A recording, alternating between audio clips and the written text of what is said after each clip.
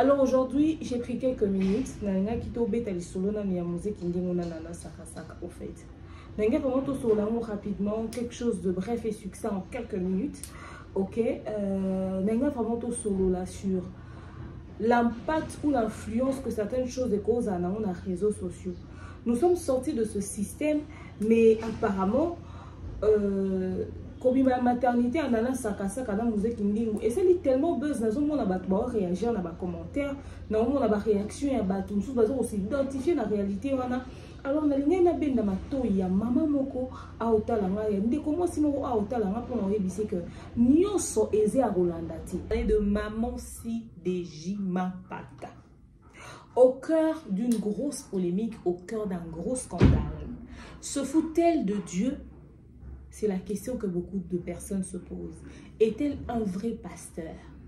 Une vraie servante de Dieu? Elle prend la chose de Dieu pour un buzz ou quoi? Babi, même frère Patrice, a-t-il obtenir un discours à bon côté. Son discours après le concert de son mari a choqué pas mal de personnes, a choqué énormément des gens. Beaucoup de personnes se posent la question sur le rôle que joue Sideji Mampata aux côtés de Wera et son côté maman pasteur, sa spiritualité est remise en doute, est remise en question. Alors on va parler de ça tout au long de cette vidéo. Alors, ton spot publicitaire, tous on a la cima pour que tous sur la non la réalité. De nos jours, l'hygiène intime est une priorité. Voilà pourquoi Maliane vous propose des produits d'hygiène intime à base des plantes naturelles, testés et approuvés dans les plus grands laboratoires dans le monde. Maliane vous propose des thés de fertilité pour hommes et pour femmes, du thé pour bain à vapeur after accouchement pour soulager les maux de dos, gel intime pour hommes et pour femmes, produits pour les règles douloureuses, fibrome, endométriose, polykystie, myome, resserrement du muscle du vagin, trompe bouchée et j'en passe. Vous avez également des produits qui vous aident dans tout autre type de soucis gynécologiques que vous pouvez avoir. Ceinture abdominale, vous avez les protège-slip, les bandes hygiéniques et tous ces produits sont disponibles sur notre site www.maliane.com. Passez vos commandes à travers notre numéro affiché directement à partir de notre site et vous serez livré partout dans le monde. Maliane, pour une hygiène intime parfaite. Voilà les familles, nous sommes de retour. Comme je vous l'ai dit tout à l'heure, on va parler de Sideji Mampata, de Werason, maman Sylvie Mampata. Mais comme vous l'avez suivi, Bisso toujours Maliane, ma produit d'hygiène intime, ya Maliane et Zawana pour Nabino, Bossa Lileango en toute quiétude. Comme vous le savez, Bisso avec Maliane, Tobeta Masolo, ya fertilité. Thé de fertilité ezali pour na mibali na basi pour na ba couple ba ucho balana to na ba gel intime ba prothèse type ba kiss ya ba fibrome ya ba myome en tout cas ya ba kyste des ovaires to na ba produit na nyonso na site na biso www.maliane.com. OK, alors vous hésitez te conseiller là ba produit na biso ya Maliane mais encore pour enchérir.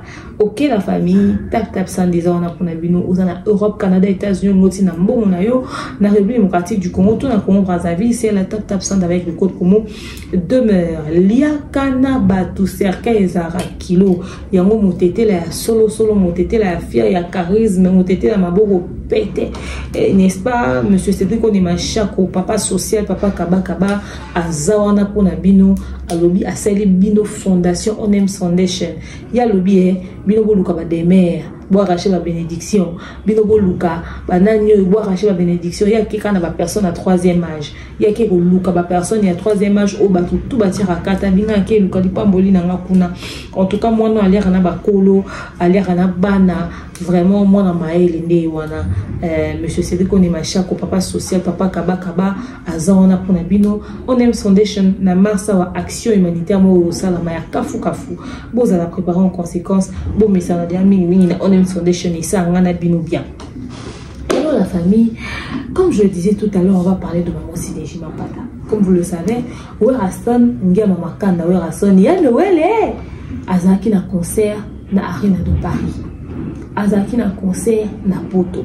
Concert en auto zelaki bémission en tout cas auto ça analyse un concert les autres exister. Ah on a limite tika na maman Sideji Mampata, ma Sylvie. Alors concert en Wera Son ya poto ezaki penza ekenda sango. Ça fait beaucoup de buzz, beaucoup de polémiques, les gens en ont parlé. Au-delà de invité nyonso bato bakoke ko kozela na poto et tout ça bana ya Wera Son pe bazalaki. Ma Sylvie Mampata pe azalaki. Bato nyonso balinga Wera pe bazalaki mais na invité intimité que frère Patrice ayaki parce que ils a plus musique profane que gospel. Ndepeli Kamu ya Ma Sylvie Mampata ipoye yawa. Vidéo mon Ma Sylvie Mampata sali juste après concert et heurté sensibilité, il y a frustré, tout y a aigri, il y a haineux, il y a détracteur, tout y a personne consciencieuse. Donc tu as nos vidéos il y a Sylvie Mampata. To yoka makambo ye mora lobi après concert à mobile nae et puis tout se retrouver tout juste après. Attends ma vie c'est ma lobi ça porte ma ba contacter. La dia bengabi maman les gens n'entrent pas na eu vertige na tiki mamie ça na bandika o yanda na basanta nzambe. Na bi nous sommes ici des dieux en Christ. Na bi na bandika wanga bi nzambe nous sommes devenus ici des dieux en Christ. Nzambe sala nous sommes la tête non la queue en haut en bas. Na fête on a nous sommes justifiés, Seigneur mon Dieu. La vie Seigneur, nous sommes justifiés, nous sommes sauvés. Nous avons la victoire en toi Jésus-Christ. Maman c'est bon, les gens entrent déjà. Nabi Amen. Nabi Amen. Nabi, nous sommes donc devenus ici des dieux en Christ. Donc tous ça pas vainqueur, pas plus que vainqueur. Par Jésus-Christ qui nous a aimés.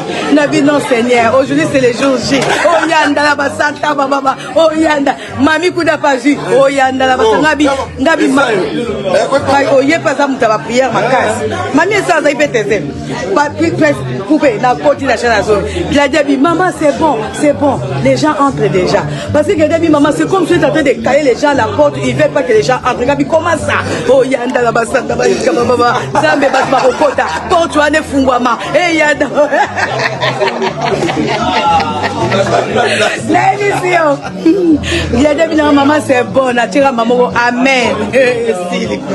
J'espère que tout lundi, maman Sylvie Mampata ndenge à Betty Lissolo, il y a réalité à concert à mobile ndenge les kaki avec toute la joie du monde, elle était en train de raconter et ça lui d'abord plaisir tout le monde y a que mobile na zonge les concerts na mikili a poto, a zonge les musiques na mikili a poto en tout cas et ça lui plaisir parce que ça faisait très longtemps bah Wera Son baza bato ba bersaki quand même jeunesse et belé dans la République démocratique du Congo awa et musique na poto za rappé quand même na mode na musu na belé na musu alors que mobile na zongeli musique et ça lui énormément plaisir, on peut lire la joie sur son visage vous faites, on peut voir à quel point elle pète la forme, elle est en plein joie, bonheur et tout ça alors moi Sylvie Mampata franchement elle est très heureuse et ça se voit, c'est bien seulement il est préoccupé communauté et on est tout solo là moi Sylvie Mampata lobby que à un moment donné ba gladi ba exaucer ba nanae ba ebisi ba vi maman awa public ezokotate ba bazoyate ma Sylvie abinami tuni nzambe o likamunini o problème alba bandi o sambela abandi ko sambela tina parlant langue na kati amona kawe finalement bakoti et puis ça s'est très bien passé en tout cas elle était très contente. Batubalobi les a sakana nzambe. Sylvie Mampata elle est trop charnelle, elle n'est pas vraie. Ils ont sakana nzambe les aventure et là on y a au sambele les alakiwana. Alors j'aimerais que l'on puisse diviser la poire en plusieurs tranches. Les lois internet na TikTok vidéo mo ezo salama ezo sa challenge ya garçon moko morodi ayembeli biso par la langue nde mona nazo koyoka moti par la langue ezaka langage ya mutu ye moko na nzambe ye moko eba munya oloba siko o ekomi ke biso photo banda ko répéter ba par la langue na bango ça fait rababa wana tozo eba tezo sala nini likamo aussi ça li buzz na réseaux sociaux d'accord mais siko yo naka ya maman Sylvie Mampata Batouba doutera déjà de son côté maman pasteur. Les gens estiment que parce qu'à moi c'est à cause de maman pasteur. Au nom de quoi Yesu Kazan appelle naye à cause de moi si raté. Parti on a denga na lingabo expliquer nga yango na comprendre. Qui dit que parce que yé azamo sa wera nde so kazaki na appel yo za la pasteur akoka kokoma ngoti et lo kwana ndinga na comprendre ate parce que on se dit que wera azam musicien asimba ba kisi akota ba loge etc. Mais est-ce que biso to na preuve que wera asimba ba kisi akota ba loge? Certainement que c'est vrai. OK, certainement que c'est vrai, mais nous n'avons aucune preuve sur ça. Ça c'est ce qu'on pense. Parce qu'avec le succès au Bassala, donc il va témoigner tellement ébélé que c'est une évidence pour beaucoup de personnes que, en tout cas, dans le milieu, il faut gris pour en percer. Na bateau au cours de travail, na ba musicien, ba beta maso, que bon, ba simba, ba qui c'est au best exemple, il y a maman Sagi Charoufa. Mais si quoi que si des jimans pata, comité maman pasteur, mais un camarade, il y a plutôt moi c'est awera. On revient sur le verset biblique qui dit lumière na ténèbres et tamboulage sika mon corps.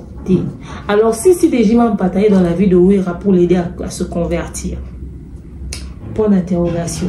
N'avons-nous pas pensé à ce facteur là? Si des jimans pataillent na mamanza basambelara, ce qui est à peine est un mec qui va consacrer à comme pasteur. Est-ce que grâce na au Canada on pas moi c'est à Ouera? Est-ce que consécration à Sylvie Mampata il faut qu'il va faire attendre un mot timukolo Ouera bon la motema? Parce que c'est Sylvie Mampata qui est maman pasteur, mais pas forcément Ouera. Parce qu'on a une image, il y a un couple pastoral, on a vu sur les réseaux, on va aller pasteur automatiquement.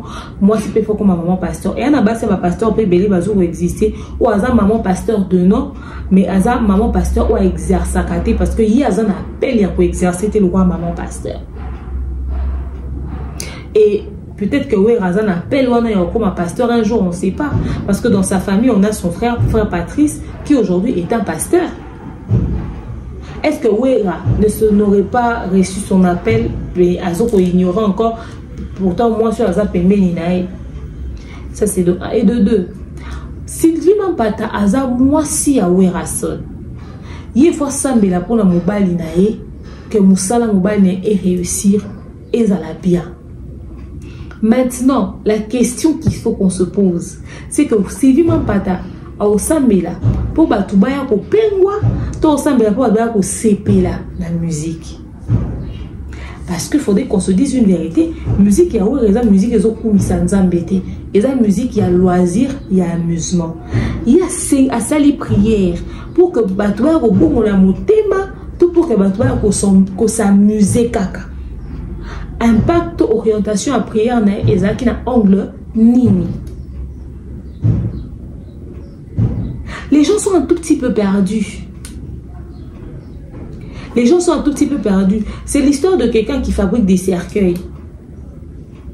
Alors ça prière on mikolo tekate. Alors ça prière on mais mikolo on tekate bweneni. Ça veut dire quoi? Nzambe boma mutu. Vous voyez un tout petit peu l'image que ça donne. Et tu as parlé en langue nakati. Mais j'aimerais qu'on puisse être rationnel dans la tête. Qu'on revienne sur une logique. Ah, moi, c'est Awera. Ah, ça me pour un business à mon balai. Maintenant, la partie où on doute de son côté maman pasteur, c'est quand même quelque chose à ne pas négliger.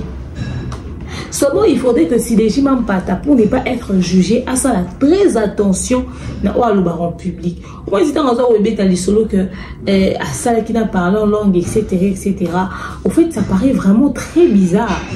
Parce que le métier que son mari fait et elle, le fait qu'elle soit pasteur, ça ne matche pas. Prier pour que les gens viennent se divertir dans un environnement qui ne glorifie pas le nom de Dieu au point de faire un parler en langue, c'est une contradiction, mais c'est un message qui sort de... You know, il y a bonzambe, sur le côté chrétienté spirituelle ne réside pas dans la réflexion en fait. Autant nous pouvons comprendre que c'est parce qu'elle est l'épouse de Ouera, mais c'est autant aussi que nous ne comprenons pas ce côté maman pasteur assidu qui prie pour que Batouba au pengwa, tout Batouba au bin la musique qui y a mon kilo et honoré Nzambete. Nous sommes mitigés. Nous sommes mitigés au fait. Tous batté tout mitia wapi. Et c'est à cause de tout ça que on doit tirer comme conclusion. Bref, c'est des jimans pas maman pasteur à solo. Parce que maman pasteur est solo, po abanga nzambe oloba na biso te kasala prière mo abongo. Mais moi si on s'assemble pour na musala mobali na ye. Moi si on s'assemble pour na musala mobali na ye. On a besoin musala mobali ni réussir, on a besoin musala mobali na percer. Mais Sylvie Mampata, apparemment, elle n'a pas le droit de dire qu'elle a fait une telle prière pour Wera. Parce que tu as dit que Wera soit attendu si elle a fait prière à ma pasteur. Donc, ça m'a dit que tu as attendu ça. Bisous sur toi sans ignorer ta réalité à ma mandoule. Soya lobi ka sambe. L'air mususu. Biltan abane koya. Aningi se mwelo ni mo bo biltan no ya yes. Na pesa makambo. L'air mususu. Ba musicien pe baba. Moi li kasa na salolem. Les moussous musicaux ne faut bêter dans ma cambo et tout ça, bêter ma prière,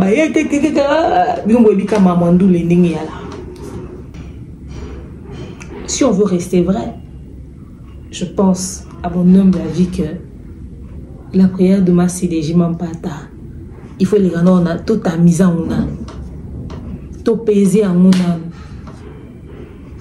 tout compte dans la profondeur.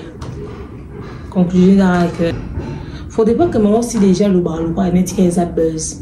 Il faut réaliser que Bonzambe est sacré.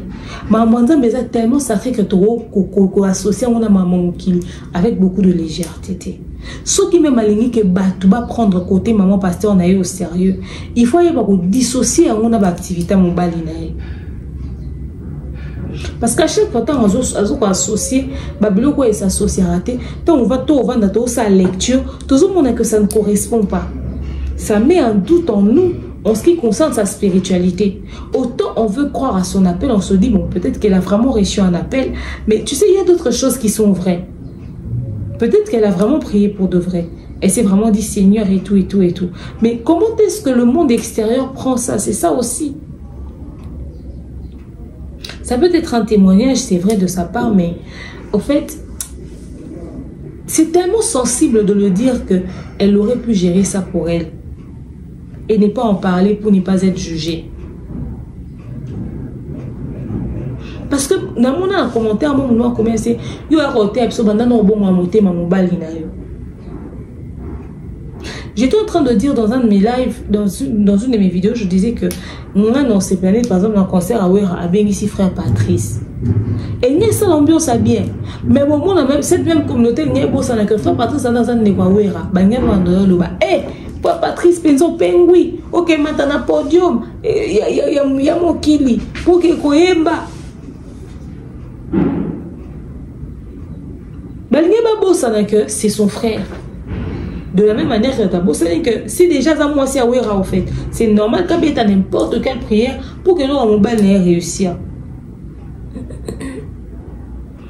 Mais seulement si déjà mais quand vous dissociez qui pasteur n'a pas Wera, tu continues à regarder le côté sacré yayo surtout en ce qui concerne maman Nzambe pour que l'obito chat doute c'était aux hommes et aux hommes besoin de garder crédibilité pastorale dans wana.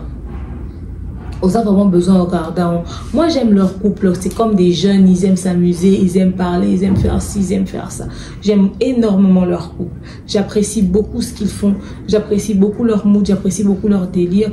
Mais je pense que en ce qui concerne le côté appel de sa femme, maman CDJ Mampata doit vraiment faire l'effort de ne pas nous forcer à associer les deux. Parce que nous restons sur ce qui est écrit dans la Bible. Mais moi, je pense que je ne jugerai pas sa chrétienté sur le fait qu'elle est à moi, c'est à Wera. Oui, qu'elle a mandé au bas, c'est Belén des bazars. Et puis que mon bal n'a pas secte. Ma balle est belée à bongo. Moi, c'est que mon bal a côté secte. Moi, c'est que mon bal a côté secte. Ma vanne n'a mon bal n'est. Dimanche, à Kenda église, à Sambe, la Raoul Kanzambe. Mais oui, que mon bal n'a pas pratiquement bizarre. Bazali. Mais on a choisi. Il faut voir la carte de balawana. au divorcer te musuku tasi abalaki ekokuta bango mususu akota na libala elle se disait bon mobile est un homme d'affaires.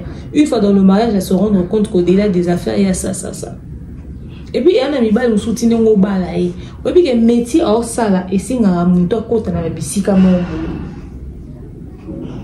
to métier okuti na ngo bidi que métier autant basala ngo mutu pas sala ngo umende ya o azobala nga umeli boy c'est que asi akotaki et ça ba réalité batu ba ebi ya ba réalité batu ba ebi. Mais si déjà même pas te face à l'effort de garder crédibilité pastorale azonga la légèreté faudrait pas qu'on luka aux à la pierre d'achoppement pour na batu obeta batu libaku il faudrait pas qu'on luka que batu anda au juger mamwanza me faut tirer la sacré. C'est très important parce qu'il y avait une certaine légèreté dans la manière de raconter l'histoire, c'est pas de la blague. Autant on peut comprendre que tu es l'épouse de Wera, mais le côté pasteur là, quand tu viens associer, ça gâche un tout petit peu. Continue d'ambongo na facilité et combiner l'Isanoé grâce à TapTapSend. Et oui, ma communauté, vous êtes en Europe, au Canada, aux États-Unis et vous souhaiterez envoyer de l'argent vers la République démocratique du Congo ou le Congo-Brazzaville, c'est très simple. Téléchargez l'application TapTapSend, demandez le numéro de téléphone de la personne à qui vous voulez envoyer de l'argent et rassurez-vous que cette personne a Orange Money, M-Pesa, Airtel Money ou MTN Money. Prenez l'identité de la personne qui est enregistrée, notez-le correctement et surtout, mettez le numéro de compte associé à votre carte. Mettez par la suite le montant que vous souhaiterez transférer à cette personne. Retenez ceci, dans un système, il y a code promo. Ce qui est code promo demeure, DEMEURE. Tanguyo okosala envoie yakoti ndambongo okofuta kaka. 0 frais de transfert. Ndekona akoyama mbongo en toute quiétude à partir ya téléphone naé et cette personne pourra se diriger dans n'importe quel shop au coin de son avenue sans avoir besoin d'un code. Juste aller et retirer rapide, fiable, sécurisé et très simple. Tout cela grâce à TapTapSend. Avec TapTapSend, pas de problème de connexion, pas de retard. Une fois au Tindi et commis, tu tapes et tu sends. Code promo demeure. Recommandez-le à tous vos proches. TapTapSend. Ah, l'équipe en haut tout quoi. Voilà, alors nous sommes de retour. J'espère que vous avez suivi le spot publicitaire. Bandeko Balandia demeure officielle, votre chaîne de référence. Comme je l'ai dit, nous allons parler, n'est-ce pas, de Nana Sakasaka et Mose Kindingu. Vous allez me dire, mais pourquoi je consacre mon temps à aborder ce sujet? C'est à cause de l'impact que, n'est-ce pas, tout ceci a eu sur les réseaux sociaux. Alors, ici en image, je vais vous laisser défiler les vidéos dont je vais parler tout à l'heure.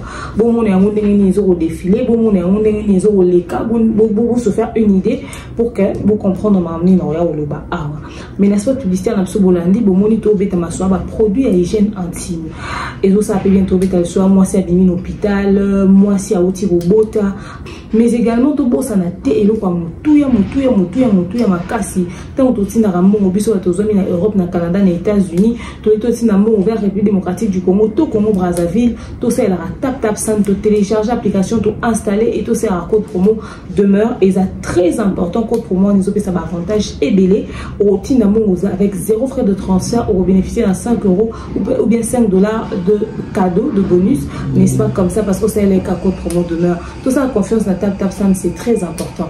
Nasimananga Boumuna, papa c'était qu'on est ma chako, l'homme au grand cœur, papa m'a beaucoup pété, papa aller à la batou, papa kaba c'était qu'on est ma chako. Yewana ne penza, babi mon tété lo akabaka, obiso moni to découvrir mon tété la akabaka. C'était qu'on est machin comme tété aller rana bateau c'était qu'on est machin pour y na fondation na Onems Foundation ba on pena ba ça ba action boyebi bazo olia na ba nani ba olia na ba personne à 3e âge c'est-à-dire ba koko biso lembi wana ba koko to ko ka gérer c'était qu'on est machin chaque ya ke na kuluka li pamboli na etikuna alinga ba koko wana soutenir bango accompagner bango alors yo na ngai total la motete wa kabaka ya maboko pete ya boy au kaba au soutenir azoko aider ba personne âgée ba personne ya 3e âge yo ndenge ozawana yo olingaka ba okaba po bayemba yo okaba po babwaka yo na biso bandeko yo ya réseaux sociaux ya matalana mais etale sika zoke koluka esika énergie libanga kutu eza esusu te na mususu kutu bana na mo pe babosani de sika oya ke na koluka lipamboli aliaka na bana ya mikie bano baza dans le besoin. En tout cas, tout ça a confiance en Onems Foundation, c'est très très très important. Bandeko nenge to beta lisolo ya musée Kindingu na Sakasaka. Pour la petite histoire, musée Kindingu azali sapeur. Sapeur oyo Alexa Batolata a se présenter na mambo bilamba, ya ebe na mambo bilamba. Yezaka lata. Wana ne musée Kindingu obiso yebi. Sikoyo musée Kindingu on a sima lata a combiné côté lingana ba musicien et permettre que moi visibilité pe emata. Na ki sapeur na ye alobela mambo wata alobela mambo faire azolobela mambo faire donc alobela ba musicien. Et ko lobela kasa ba musicien na biso so tobi réputation Kindingu ezaki ya ba clash ya ba finga ya ba polémique ya mambo belebele. Au-delà ya carapace wana baya ko bakisa biso que musée Kindingu azali mobali ya mutu. Biso soto kamwa joto mona mutu ngo musée Kindingu azali mobali ne ezaki ne na Sakasaka tozala choqué ya koyeba que ndinga ya mwasi boye mwasi kitoko boye mwasi ya musée Kindingu ya lingalika buzoba wana na lisolo na ndenge toyokela musée Kindingu akendaka na libala ya Nana Sakasaka akendaka na mariage na eta mabalaka yene mutu agrémentaka soirée lokola azwa sapa sangisa na humour asa ba blague ne wana saka ba cha chao et tout ça na libala mais koka mwa mutu bazwaka pour lokola clown pour sexe ça va toujours à fête ya mariage yende akoma mobali ya la mariée abanda ko tromper abanda ko Nana Sakasaka kama zena ndako libala et ça va rendre nini ba détail wana penza et échappera biso na communauté congolaise mais quand même est-il que en tout cas ba photo et bima ko na réseaux sociaux na invité ceux qui na vidéo on a tombé sur yango pour l'accepter mais ba image et na réseaux sociaux que effectivement musée Kindingu azana na libala Nana Sakasaka ba commis en couple ba commis ensemble ma mbwisala mi ebele.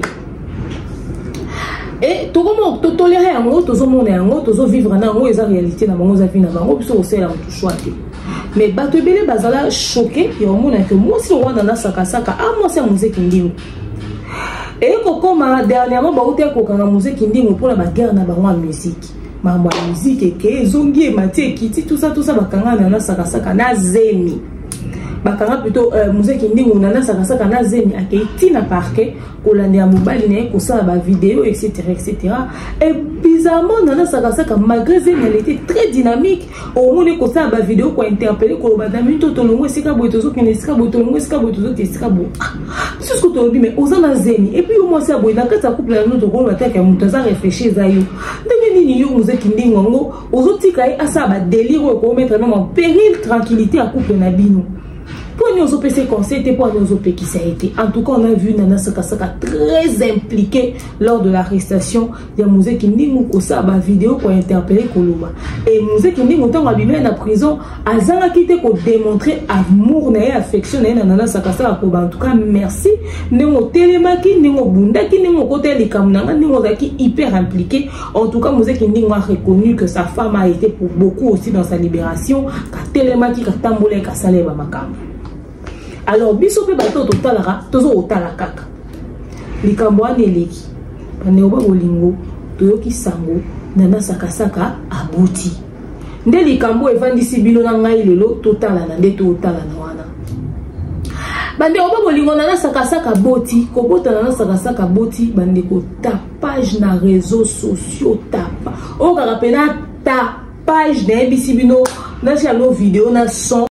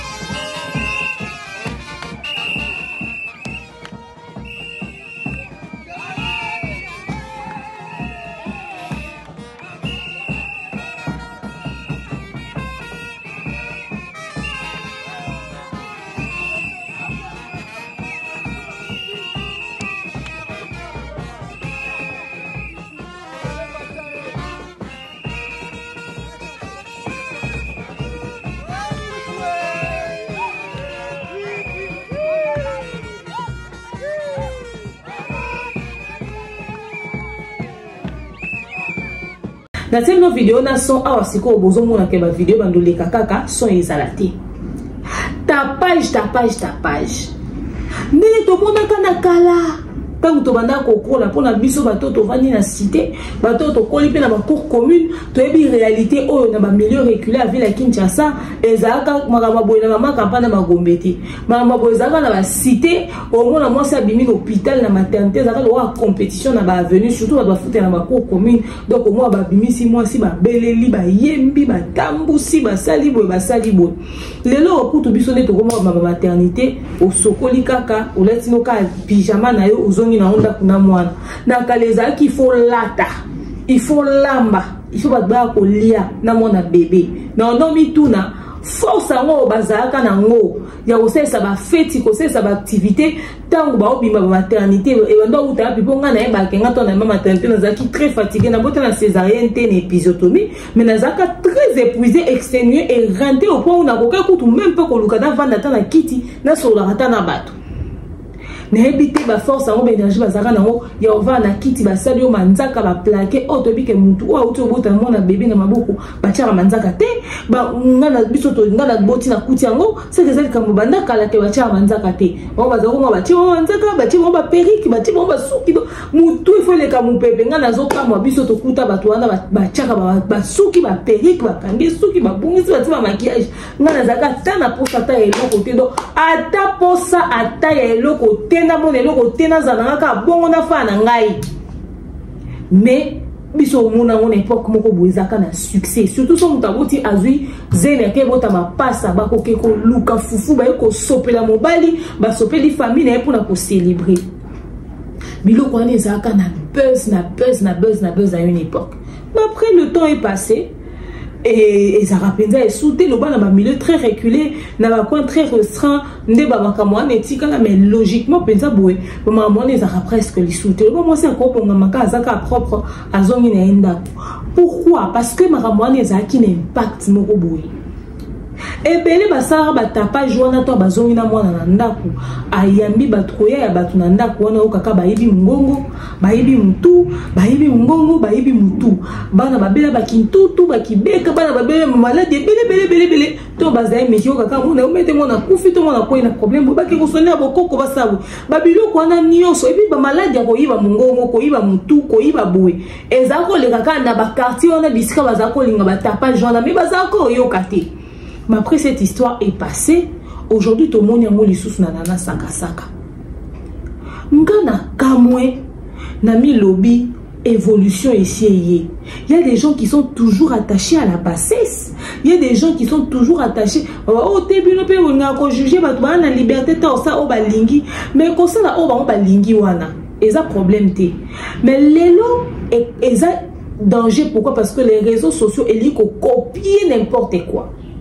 Na koti na ba commentaire na kuti ba tubazo ko s'identifier na réalité on a na kolobaka en tout cas oui biso pe quand ça na moko bima ka ezaka kitoko fort so ga biso na koti na ko sala boy franchement dada saka na moni pe ba to réfléchir pe bazo comment na ba commentaire asi ya ko lembate azo ça fait nous boy tout ça pourquoi et tout ça zo bangate ko protéger moi na te ko ni so te ba to maman ko so ba ke plus bazo tuna akobima mu pépété parce que moi c'est ce ka uti robota ba batela ka avant de sika moko akobima mu pépé il faut azonga nana saka telemi abini azalaki na talent je pense toujours à au hôpital talent mukie quelque chose comme ça et tout ça okobimana mu pépé wana ko bubu ko wana ko beba muziki ndingo wana jeune garçon misu za no pai beta misu ako ya wana pe akomine ko sa mama kamne mususu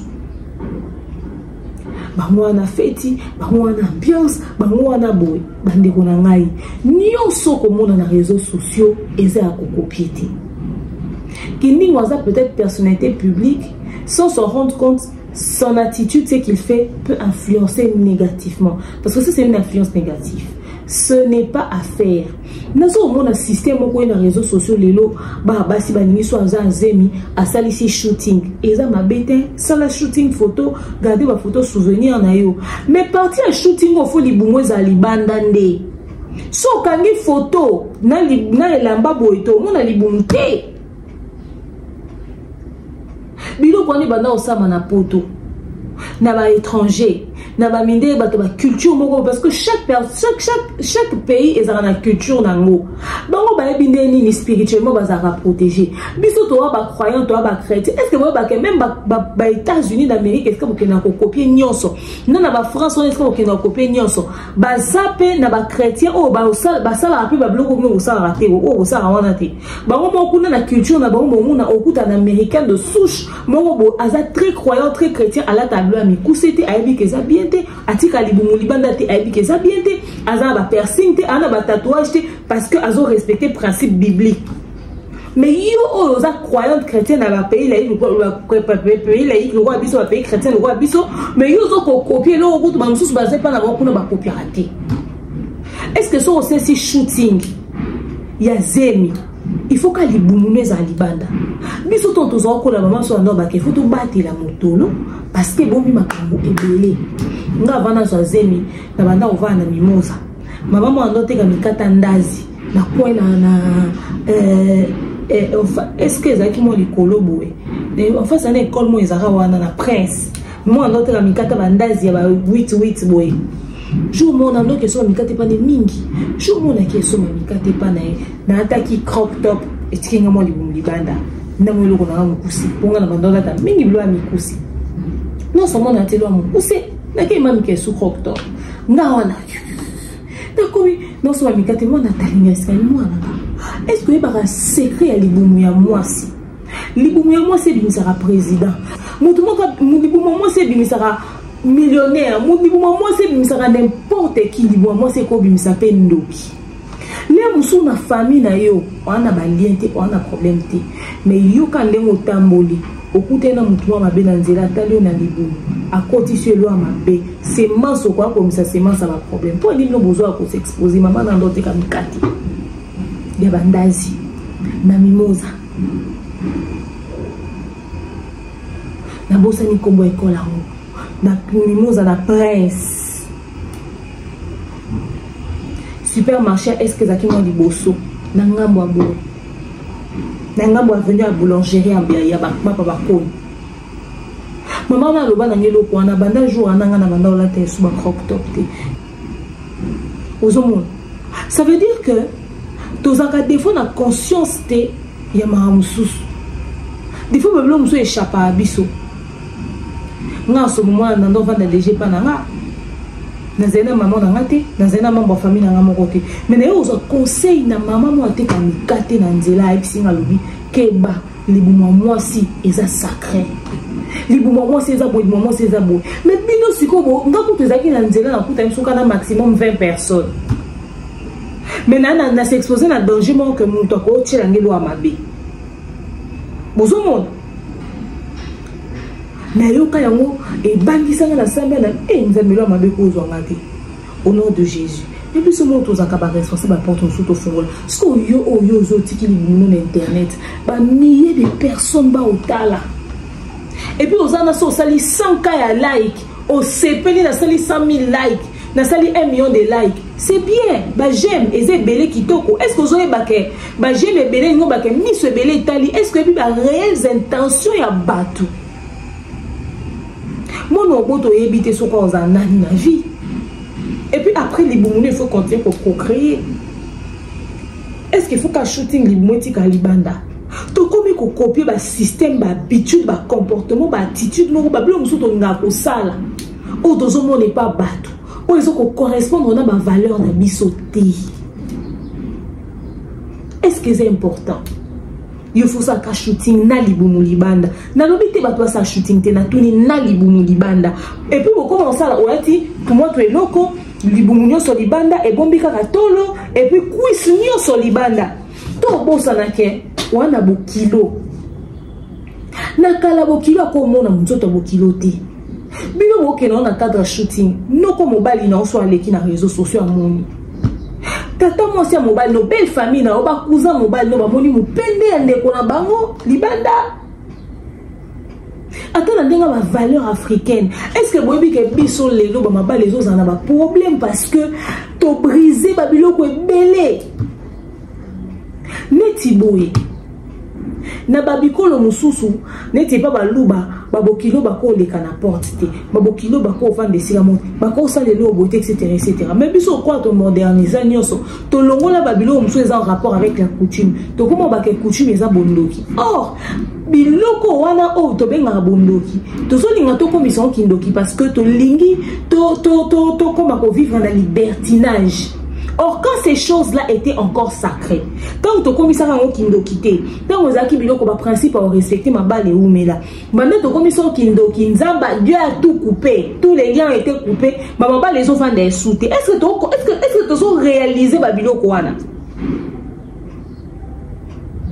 Quand vous avez exposé tout qui dit bon, nous n'avons pas de bande belle famille mon. Il y a un facilement tu comme oyoka, alimène de comme baline à salaki le robot. Au cause aux femmes de nuit, ton mari de nuit, de quoi mobile, non, de quoi moi, sinon parce qu'on s'est exposé trop. Mais l'homme, je sais ça la tête. Tout n'est pas utile. Fais ton shooting bien habillé, puis c'est tout. Mets tes photos sur les réseaux sociaux si tu veux. Mais mets des limites à ça. T'es pas obligé de faire comme tout le monde. T'es pas obligé de faire comme tout le monde, frère. Neti tozonga na kaya muzeki ndi mundana na saka non seulement limouya libanda batapa jana nyoso ba osala wana moi si akobima mupepe to na spiritualité te moi na ko bela to na spiritualité te. Est-ce que boyebi di solo la mort subite du nourrisson? La mort subite du nourrisson ça ba nebe ba bota makufi abilité et lokoté eza fille moko asalaka na chez Coco azaka moi si a o botaka moi na chinois moi ça décor abotara chinois moi décor moi na chinois na chez Coco fille na mona na ba réseaux sociaux que on dirait botaka on dirait elle avait perdu son bébé etc. bakane comme ebele tout monde qui on a gloire au langue bota moi na normalement moi na kufi bakane yaka yabe benita ya TikTok alobaka botaka moi na kufi. Moi na soka bota mezana no sensible, moi na zana no fragile, moi na zana no on évite moi na bota mina maladie, ni obi ke ngai na bota moi na en parfaite santé, na boti déjà na umelaka na botaka je pense na kena ko maternité vendredi ba contraction déjà bandanga ezaka vraiment matakita. Samedi na ke hôpital na 22h na boti dimanche na 16h na bota moi na normalement na poids bien moi na bota misili. Na boti dimanche à 16h, lundi, bah sali tous les examens, tout allait bien. Mardi, tobimi hôpital. 2 semaines après, moi, on a aux urgences. Vous savez pourquoi? Moi, on a ça infection néonatale tardive. Ça l'infection néonatale tardive. Maman bébé ba bien. Ba luka moi na bébé à nouveau né à 2 semaines 20 yo vandi wana na mutema. Ba lukelo bébé à 2 semaines 20 yo fandi wana ozana mutema. Ngana sunolela ba infirmière mwana na otala te na baluki atikali na bango ba se démerder pour baluki parce que baluka qui vient na butu na zaïwana na kagaya mutema mais to comme na tongo vient les vimbi mo pour moi na za nouveau né il fait pas changer veine ba tia kisi kaka intraveineuse les gens qui sont fait quand c'est kana veine moi na 2 semaines donc kokate somme moi na 2 semaines il faut baluka veine donc 2 semaines après na urgence. Si vous avez une urgence, vous avez une bonbonne, vous avez un bébé. 2 semaines. Vous avez un bébé, vous avez une fragilité, vous avez un bébé. Si vous avez un bébé, vous avez un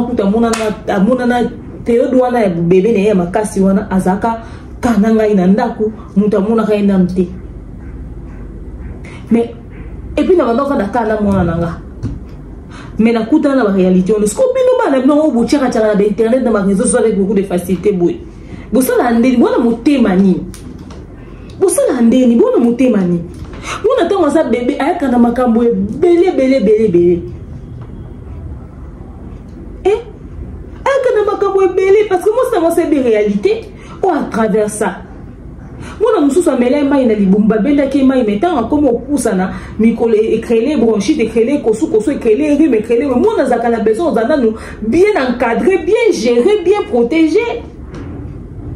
Si on t'aime, on doit bien dans la gâte salle, on a très nanan. Et puis, moi, il faut zonga.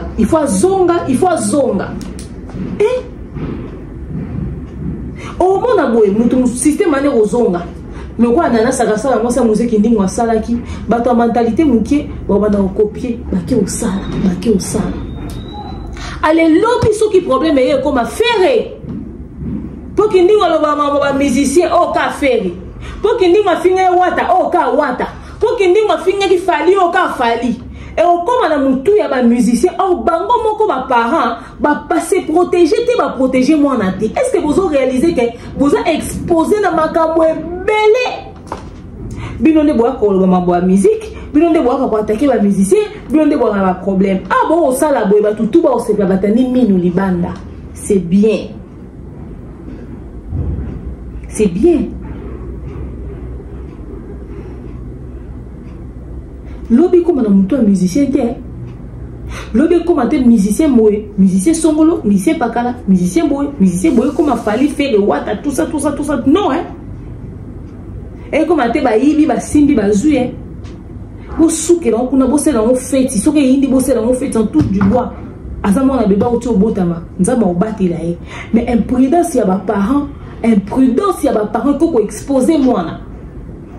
Moi, on a un monde à côté réalité, moi, je à quoi ça va ressembler. Je sais que colère, moi, on a aux années, je sais réalité, ni moi, on a quoi apporter les binos. Donc, boy, lobby, vous accusez bateau à tort, pendant que vous êtes responsable de vos choix.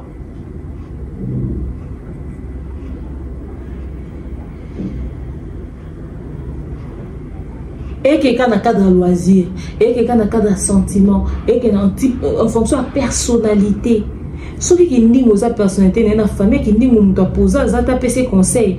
Ceux qui n'ont pas famille, moi, si ils ont personnalité, c'est-à-dire, il y a beaucoup de nana, oh, beaucoup de gens qui ont le baboué, ils ont capable de tout souba salaté et servir bon de les santé. Nana sakasaka zata kunate pour na balistar, à moi ça musée qui n'ingu, oh mon ango bien, donc nana ko et c'est pélissé. Oh mon, tu peux voir, tu peux lire la joie sur le visage de nana. Oh, elle pète la forme, elle a le bonheur. La meuf, ça lui dit rien. Allez, quand mon pépé, ça lui dit rien. Moi, on a eu ça lui dit rien. Donc, c'est-à-dire, à ta séance à prière, vous attendez qu'on s'attend à un pasteur, ils attendent à qu'il y ait alléluia aux ânes. Ah! Mon kilo est à ma cam. Bref, c'est un vieux système que nous avons trouvé qui avait pris fin parce que après les gens ont évolué. Mais j'ai pas compris qu'il y avait encore des gens qui étaient attachés à ce système-là, qui étaient accrochés à ça. Le résultat est là. C'est que il y a des gens qui ont copié, je vous en supplie de ne pas suivre ça, s'il vous plaît. Bomba zemi, bomba moana. La réalité est tellement ébélée que ceux qui conseillent conséquence tant que il faut bouyoka vieza ba jeter à venir à moana à venir bana et c'est le qu'on va dans l'aventure. Il faut prendre ça très au sérieux. Apprenez à protéger vos enfants, c'est très important. Donc bref, je voulais un peu exprimer mon indignation face à tout ça, maman Mosé Kindingo et tout. Sinon, félicitations pour l'enfant. L'enfant est une bénédiction, mais une bénédiction peut être un cauchemar demain parce que vous avez bien protéger tes mille intention